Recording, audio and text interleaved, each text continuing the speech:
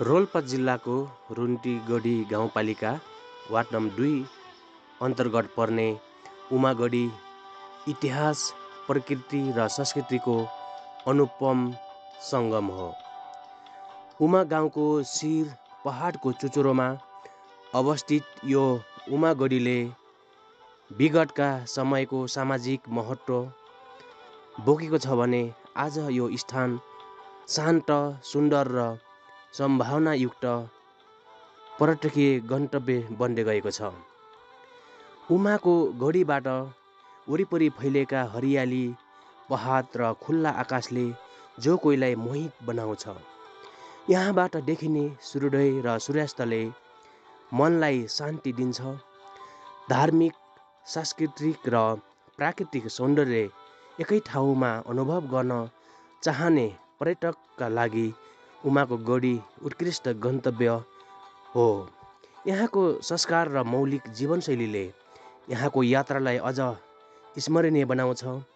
उमागढीको राजदरबार एक महत्त्वपूर्ण ऐतिहासिक तथा सांस्कृतिक धरोहर हो।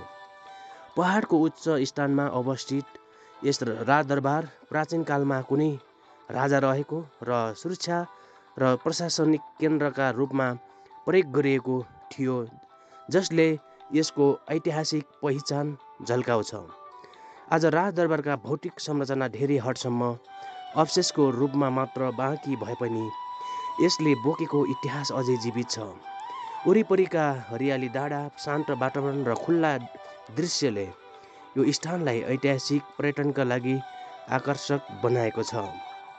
उमागढी ढुङ्गे बगैँचा ऐतिहासिक र प्राकृतिक सौन्दर्यले भरिपूर्ण गन्तव्य हो। प्राचीन उमागढी राजदरबार आसपास रहेका आकर्षक ढुङ्गाका संरचना, शान्त वातावरण र मनमोहक दृश्यले यहाँ आउने जो कोहीलाई लोभ्याउँछ। इतिहास, संस्कृति र प्रकृतिको सङ्गम अनुभूति गर्न चाहने पर्यटकका लागि उमागढी ढुङ्गे बगैँचा एक उत्कृष्ट गन्तव्य हो।